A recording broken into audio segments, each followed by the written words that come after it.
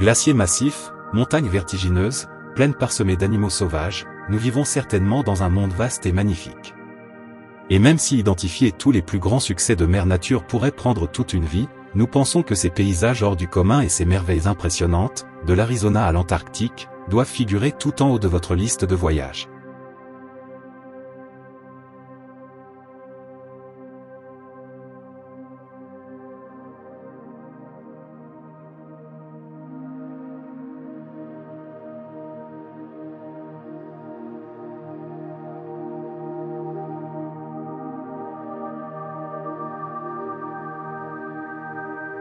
Numéro 25 Chute d'Angel. La chute d'Angel est l'une des principales attractions touristiques du Venezuela, même si un voyage aux chutes est une affaire compliquée. Les chutes sont situées dans une jungle isolée. Un vol depuis l'aéroport de Mequetia, Puerto Ordaz ou Ciudad Bolívar est nécessaire pour rejoindre le camp Canema, point de départ des excursions fluviales jusqu'au pied des chutes. Il s'agit de la plus haute cascade ininterrompue du monde, avec une hauteur de 979 mètres, 3212 pieds, et un plongeon de 807 mètres, 2648 pieds. La cascade tombe au bord de la montagne Ollantaytambo dans le parc national Canema, espagnol, Parc national Canema, un site classé au patrimoine mondial de l'UNESCO dans la région de Gran Sabana de l'État de Bolívar.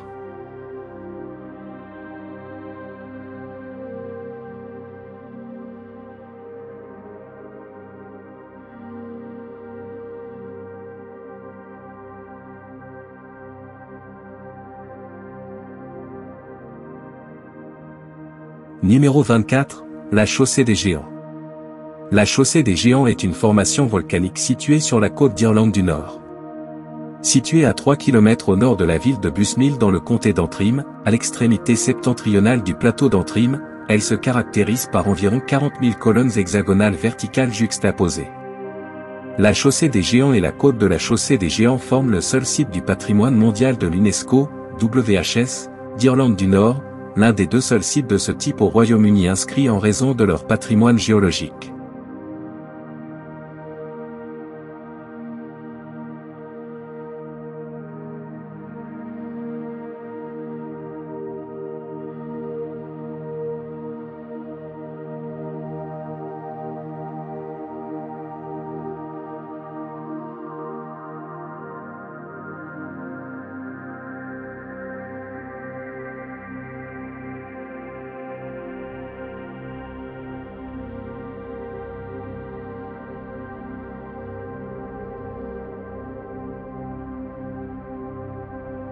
Numéro 23, la côte de Napali. Le parc d'État de la côte de Napali est un parc d'État hawaïen situé au centre-nord, ouest de Kauai, la plus ancienne île hawaïenne habitée. La côte de Napali elle-même s'étend au sud-ouest à partir de la plage de Ke'e et s'étend jusqu'au parc d'État de Polial. Les Napali, hautes falaises, le long du littoral s'élèvent jusqu'à 1219 mètres au-dessus de l'océan Pacifique, comptant parmi les plus hautes de la planète. La côte Napali correspond à une grande partie de la côte nord de Kauai.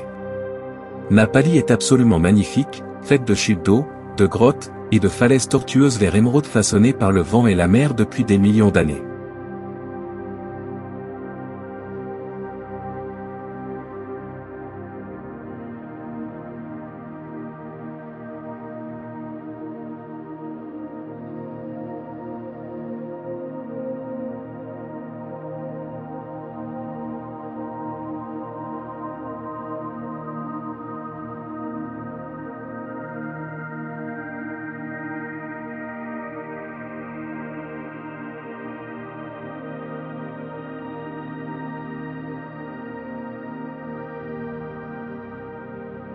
Numéro 22, le mont Everest.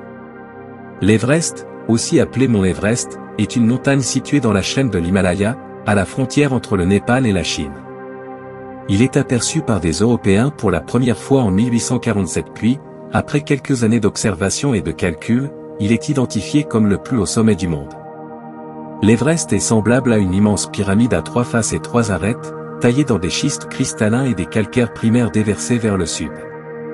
En territoire tibétain, l'arête nord-est sépare les faces nord et est, où prennent naissance les glaciers de Rongbuk et de Kanchung. Avec ses 8849 mètres de hauteur, l'Everest est considéré comme le plus haut sommet du monde.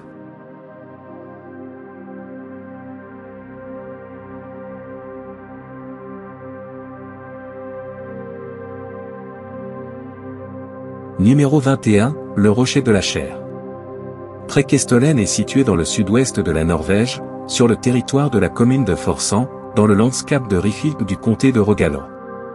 Cette avancée de la falaise granitique 3 surplombe de ses 604 mètres la rive nord du Lysefjord à l'est de Stavanger 2. De par sa forme plate d'environ 600 mètres carrés soit 25 mètres sur 252, sa section carrée et son léger surplomb sur le fjord, la falaise est comparable à une chaire.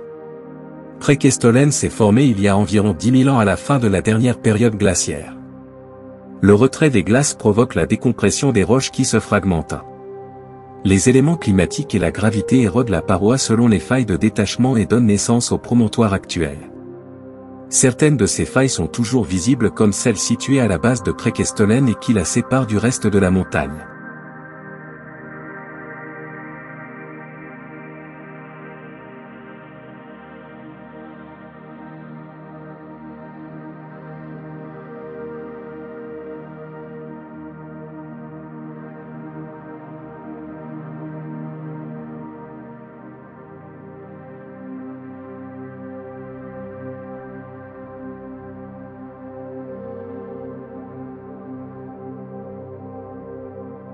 Numéro 20. Le Wadi Rum. Le Wadi Rum est un désert sauvage protégé du sud de la Jordanie. Il comporte de spectaculaires montagnes en grès comme la Jebel Uemishra, avec ses multiples dômes, et des arches naturelles comme le pont Rocheburda. De nombreuses inscriptions et sculptures préhistoriques sont présentes dans les cavernes rocheuses et les gouffres abrupts, notamment dans le canyon de Khazali. La source naturelle de Lawrence porte le nom du soldat britannique Lawrence d'Arabie, qui s'y serait lavé. Le Wadi Rum se trouve dans le sud du royaume hachémite de Jordanie. Wadi Rum est le nom donné à la région dans laquelle l'oued le plus grand et le plus important s'appelle Wadi Rum. Wadi, en arabe, signifie vallée fluviale. Le désert se parcourt aussi à cheval, au rythme des pas souples et rapides des chevaux arabes.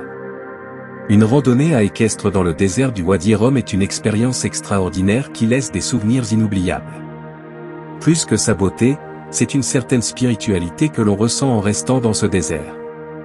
Car le désert ne se traverse pas, il se vit.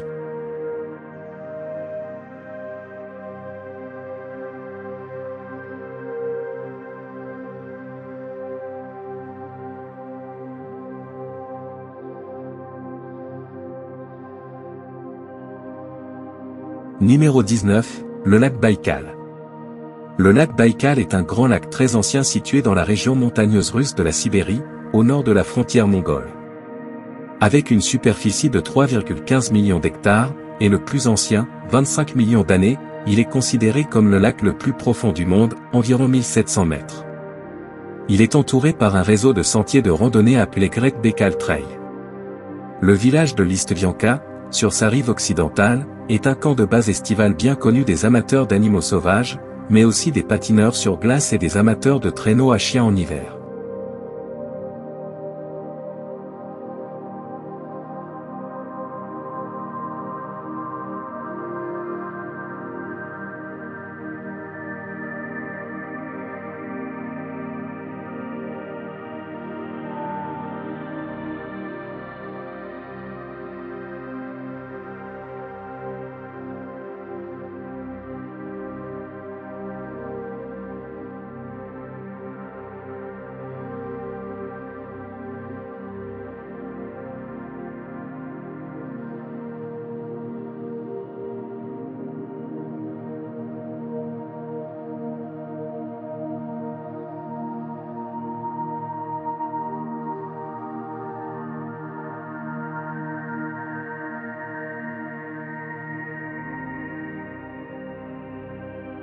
Numéro 18, les Maldives. Les Maldives sont un pays tropical de l'océan Indien composé de 26 atolls en forme d'anneau comprenant plus de 1000 îles coralliennes. Elles sont réputées pour leurs plages, leurs lagons bleus et leurs vastes récifs. Malé, la capitale, abrite un marché aux poissons très fréquenté, des restaurants et des boutiques sur la route principale, Masjid e Magu, ainsi que la mosquée de Ukuru Miski du XVIIe siècle, également connue sous le nom de mosquée du Vendredi, en corail blanc sculpté. Pour décrire les Maldives, il suffit d'imaginer le paradis, des plages de sable blanc à perte de vue, des petites îles entourées par des eaux turquoises, un véritable paysage de carte postale. La saison humide, correspondant à la mousson du sud-ouest, est appelée Ulangu, et dure de mai à novembre. Elle est accompagnée de vent et les mois de juin et de juillet sont les plus humides. Pour tout voyage aux Maldives, la meilleure période se situe entre janvier et mars.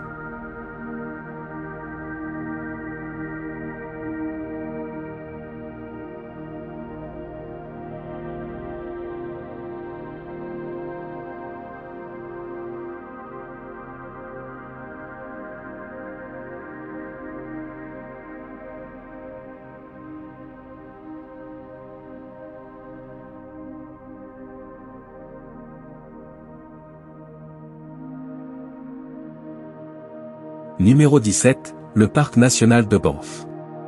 Le Parc National Banff, anglais, Banff National Park, est situé dans les montagnes Rocheuses canadiennes, à 120 km à l'ouest de la ville de Calgary, dans la province de l'Alberta. Sa date de création, 1885, en fait le plus ancien parc national canadien d'eux. Il est également inscrit depuis 1985, pour le centenaire de sa création, 3 au patrimoine mondial de l'UNESCO avec les autres parcs des montagnes Rocheuses canadiennes. Ces 6641 km² de terrain montagneux comprennent de nombreux glaciers et champs de glace, icefields, des zones de forêt dense de résineux, et des paysages de type alpin. Le parc est prolongé au nord par le parc national Jasper. À l'ouest s'étendent le parc national Yoho, le parc national Kootenay. La seule localité importante du parc est Banff, où se situe le centre d'information.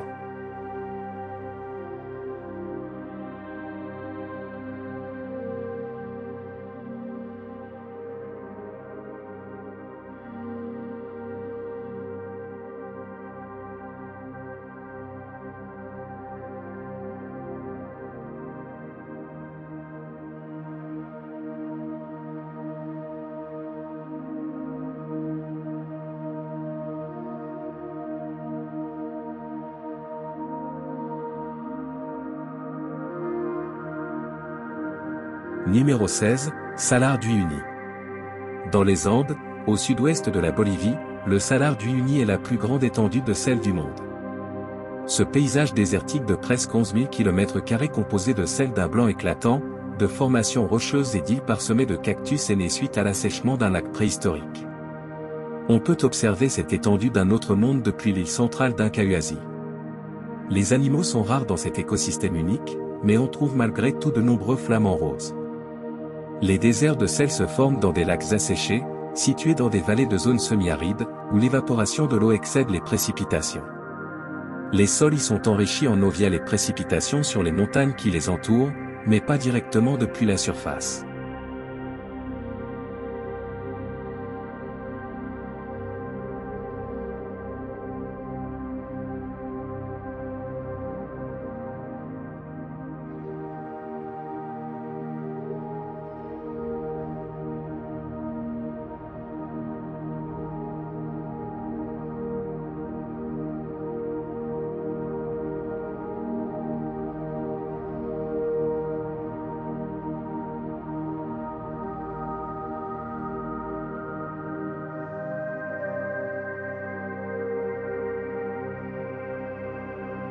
Numéro 15. Parc national de Yellowstone. Le parc national de Yellowstone est une zone de loisirs sauvages d'environ 9000 km² surplombant un site géothermique volcanique. Principalement situé dans le Wyoming, le parc s'étend également sur des parties du Montana et de l'Idaho. Yellowstone abrite de spectaculaires canyons, des rivières alpines, des forêts luxuriantes, des sources chaudes et des geysers, notamment le plus célèbre d'entre eux, Olfetful. Le parc accueille également des centaines d'espèces animales, notamment des ours, des élans et des antilopes. Désigné par le Congrès des États-Unis en 1872 comme le premier parc national du monde, Yellowstone est géré en vertu de la loi organique du 25 août 1916 qui a créé le service des parcs nationaux des États-Unis. Le parc de Yellowstone est bien connu pour ses sources d'eau chaude multicolores, ses puissants geysers et son impressionnant canyon. Mais, il constitue également un important refuge faunique où il est possible d'observer les bisons, les grizzlies et les loups.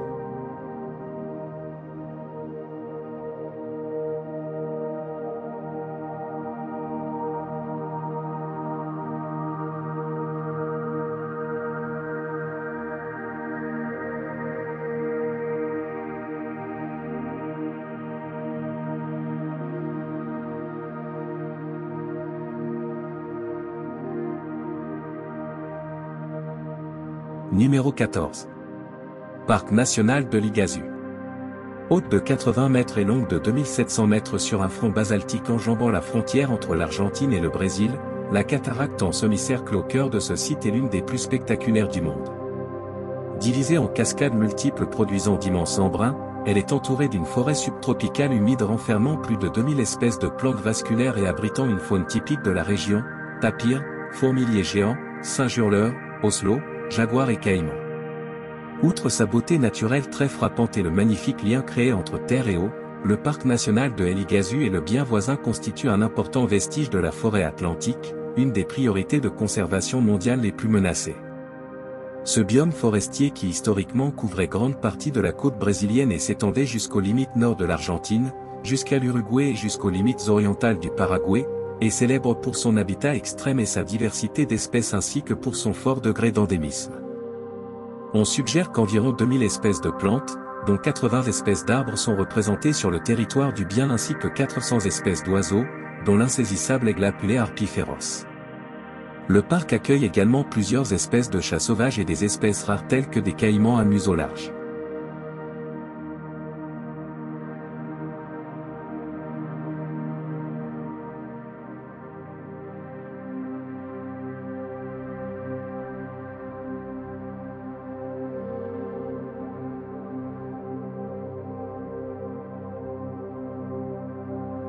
Numéro 13. Le désert du Sahara. Étendu à travers l'Afrique du Nord sur plus de 9 millions de kilomètres carrés, le désert du Sahara est le plus vaste désert chaud au monde. Si l'on connaît son aridité extrême et ses températures avoisinant les 60 degrés durant le jour, on ignore plus souvent qu'entre ces gigantesques étendues de sable se répartissent aussi des régions montagneuses, des plateaux rocheux ou des déserts de pierre. Troisième plus grande aire désertique au monde derrière l'Antarctique et l'Arctique, le désert du Sahara n'a pas toujours été un désert. Depuis son apparition il y a plus de 7 millions d'années, il semblerait plutôt que les périodes humides et arides aient alterné tous les 20 000 ans environ, entraînant à chaque fois la migration ou la disparition de la faune et de la flore incapables de s'adapter. Il y a près de 5000 ans, cèdres, cyprès et chênes kermès recouvraient les pentes des montagnes sahariennes tandis que les rives des nombreux cours d'eau accueillaient encore crocodiles et hippopotames parmi les papyrus et les roseaux.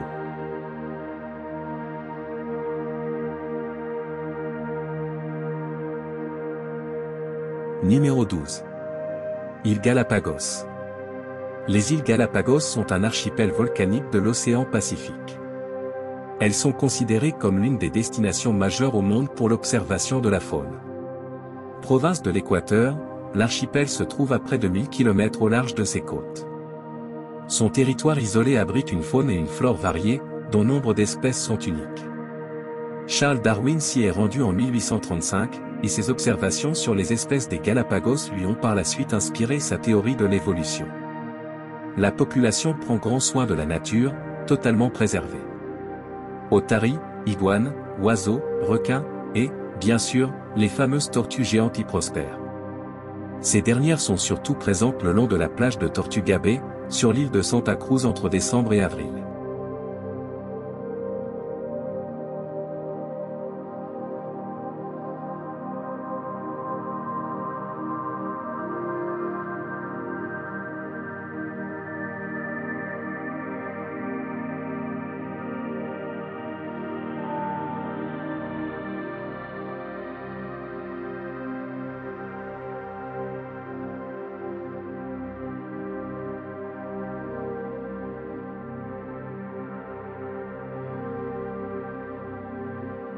Numéro 11. Pamukkale. Inscrit au patrimoine mondial de l'UNESCO, le site de Pamukkale est une curiosité touristique, mais géologique avant tout. Un château de coton, qui mérite que l'on s'y arrête, le temps d'une baignade dans ses sources d'eau chaude, entre plaine et montagne. Au cœur de la vallée du Méandre, dans la province de Denizli au sud-ouest de la Turquie, le site de Pamukkale ne laisse aucun visiteur indifférent. Alors qu'il s'apprête à découvrir la cité antique de Hiérapolie, avec ses ruines gréco-romaines, le visiteur est époustouflé par la blancheur éclatante des vasques de Pamukkale, le « château de coton » en turc. Ce qui fait la particularité et la beauté de Pamukkale, est la succession de vasques de calcaire à flanc de montagne, si bien que l'on se croirait face à un glacier, une cascade d'eau gelée. Ne vous y trompez pas, La température de l'eau est d'environ 37 degrés Celsius. Ces vasques se sont formés suite à l'évaporation de l'eau, très riche en calcaire, qui a créé un dépôt sur le flanc de la montagne. Le calcaire s'est accumulé et a durci, jusqu'à former les vasques que l'on connaît aujourd'hui.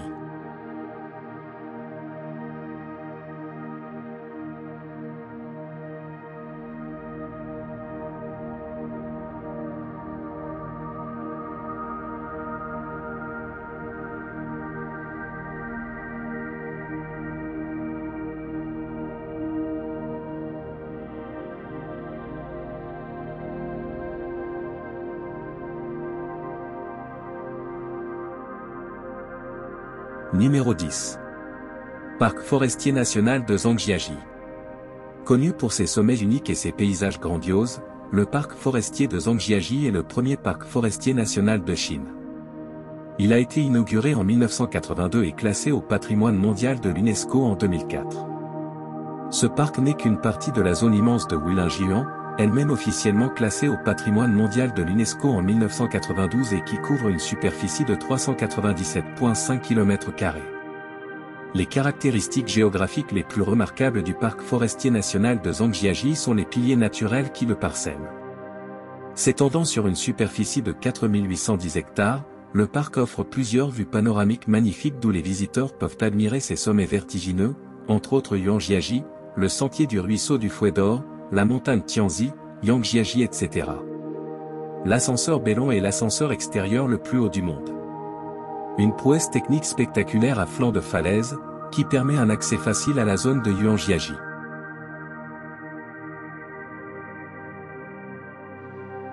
Numéro 9. Aurore boréale. Une aurore polaire, également appelée aurore boréale, dans l'hémisphère nord et aurore australe, dans l'hémisphère sud. Autrefois, lumière du nord, référence nécessaire, est un phénomène lumineux atmosphérique caractérisé par des voiles extrêmement colorées dans le ciel nocturne, le vert étant prédominant. Provoqué par l'interaction entre les particules chargées du vent solaire et la haute atmosphère, les aurores se produisent principalement dans les régions proches des pôles magnétiques, dans une zone annulaire justement appelée zone aurorale, entre 65 et 75 degrés de latitude. En cas d'activité magnétique solaire intense, l'arc auroral s'étend et commence à envahir des zones beaucoup plus proches de l'équateur. L'aurore polaire due à l'éruption solaire de 1859 est descendue jusqu'à Honolulu et jusqu'à Singapour en septembre 1909, atteignant ainsi l'équateur terrestre. Numéro 8. Grande barrière de corail. La Grande barrière de corail, qui s'étend sur plus de 2300 km, 1429 miles, le long de la côte nord-est de l'Australie, abrite plus de 9000 espèces connues.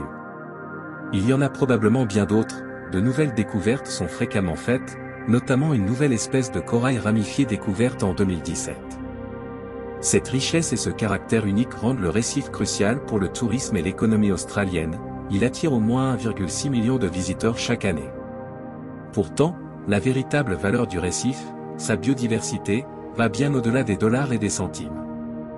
La Grande barrière de corail se compose d'environ 3000 récifs coralliens individuels et la biodiversité qu'ils contiennent est remarquable. Il y a des animaux que vous reconnaîtrez probablement, comme les dauphins, les tortues, les crocodiles et les requins. Il existe également des serpents de mer venimeux, des vers aux couleurs vives et de grosses algues. Ces espèces interagissent pour former un écosystème complexe et délicat dépendant du récif corallien pour sa survie. Numéro 7, le continent antarctique. Le continent antarctique constitue la majeure partie de la région antarctique. L'Antarctique est une région froide et isolée de l'hémisphère sud englobée par la convergence antarctique. La convergence antarctique est une ligne de latitude inégale où les eaux froides de l'Antarctique s'écoulant vers le nord rencontrent les eaux plus chaudes des océans du monde. L'Antarctique couvre environ 20% de l'hémisphère sud. La majorité des îles et archipels du petit Antarctique sont volcaniques et fortement glaciaires. Ils abritent également un certain nombre de hautes montagnes. Les océans entourant l'Antarctique constituent une composante physique importante de la région antarctique.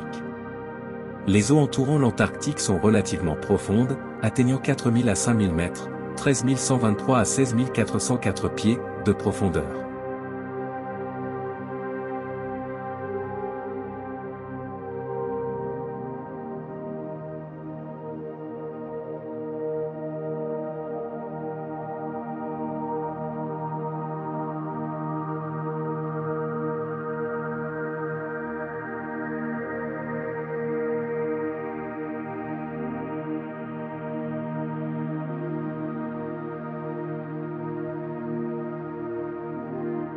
Numéro 6. Le mont Bromo.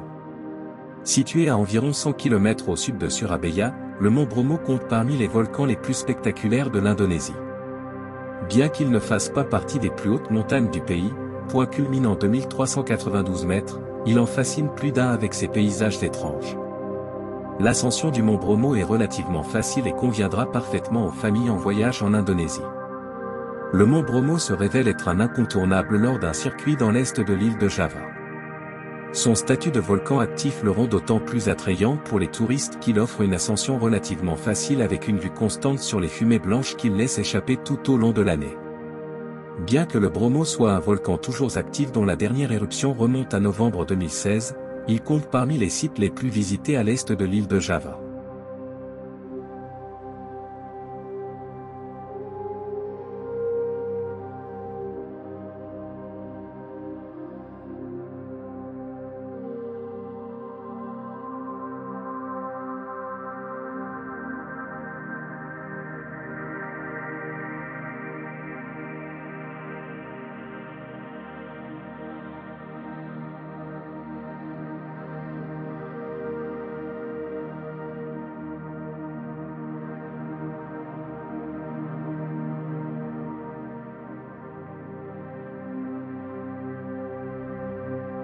Numéro 5.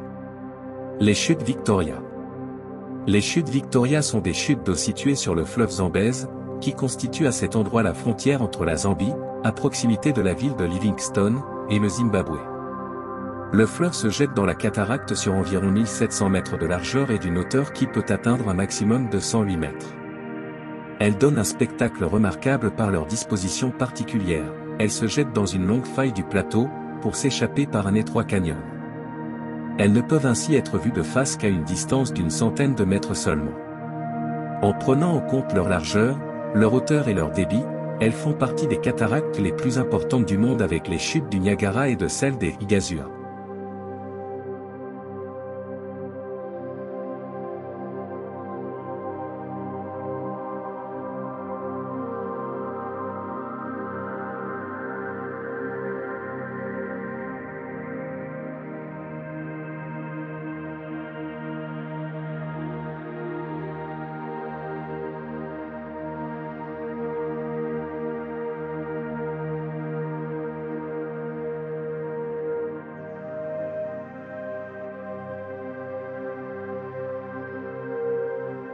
Numéro 4, le Grand Canyon. Le Grand Canyon, situé en Arizona, est une formation naturelle caractérisée par des couches de roches rouges visibles sur ses versants, révélant des millions d'années d'histoire géologique dans une coupe transversale. Le canyon, extrêmement imposant, s'étend sur environ 16 km de largeur et 446 km de longueur, avec une profondeur moyenne de 1600 m couvrant une grande partie du territoire. Le parc national est traversé par les eaux vives des rapides du fleuve Colorado et offre des vues panoramiques. Le Grand Canyon National Park fait partie des parcs les plus visités aux États-Unis, avec près de 6 millions de visiteurs en 2019 et un record de 6,38 millions de visiteurs en 2018. Pour l'anecdote, le parc a attiré moins de 38 000 visiteurs à son ouverture en 1919 et il a fallu attendre 1956 pour atteindre le million de visiteurs annuels.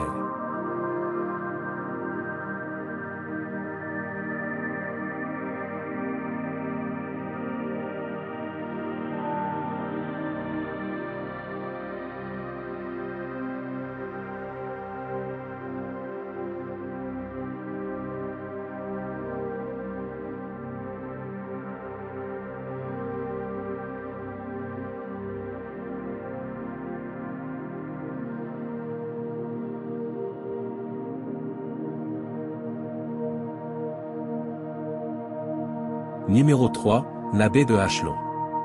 La baie de Hachlon, au nord-est du Vietnam, est connue pour ses eaux turquoises et ses milliers d'îles imposantes en roches calcaires couvertes de forêts tropicales.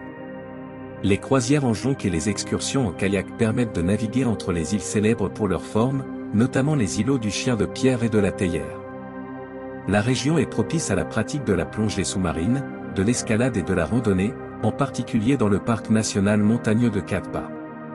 Les résultats des recherches scientifiques montrent que la baie d'Hachlon possède une diversité biologique avec des écosystèmes tropicaux typiques tels que les récifs coralliens, les écosystèmes de mangroves avec 232 espèces de coraux réparties principalement dans les domaines de Kongdo et Boeung. La baie d'Along est l'une des 7 nouvelles merveilles de la nature.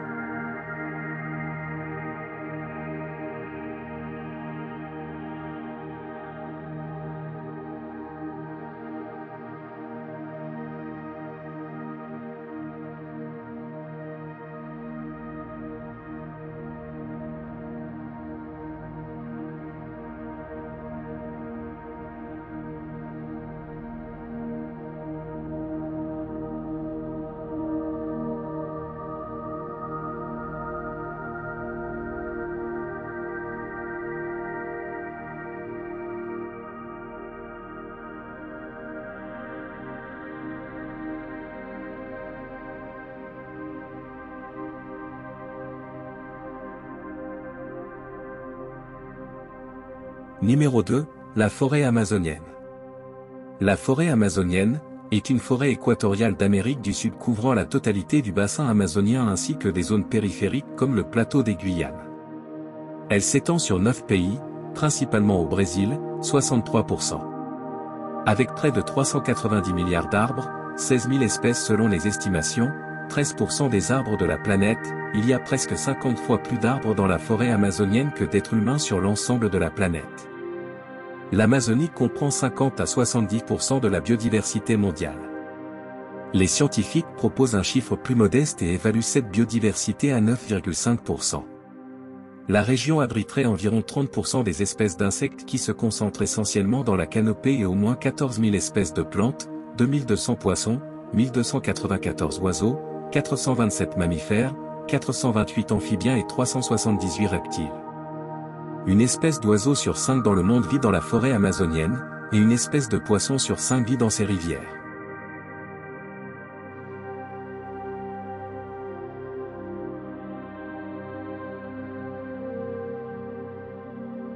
Numéro 1, la migration dans le Serengeti. Le troupeau de 2 millions d'herbivores, dont 1,3 million de gnous, se déplaçant selon un trajet et un rythme immuable, est certainement l'un des spectacles animaliers les plus impressionnants qu'il soit donné d'observer. Le troupeau parcourt chaque année plus de 800 km selon un circuit circulaire du sud du Serengeti au Masai Mara, dans le sens des aiguilles d'une montre. Les gnous forment des colonnes pouvant atteindre 40 km de long et ils sentent la pluie de loin, se précipitant en courant vers les zones où l'herbe reverdit. Des centaines de milliers de zèbres et de gazelles se joignent à eux, les zèbres parce qu'ils se sentent plus en sécurité noyés dans la masse et les gazelles car elles ne peuvent brouter que l'herbe rase.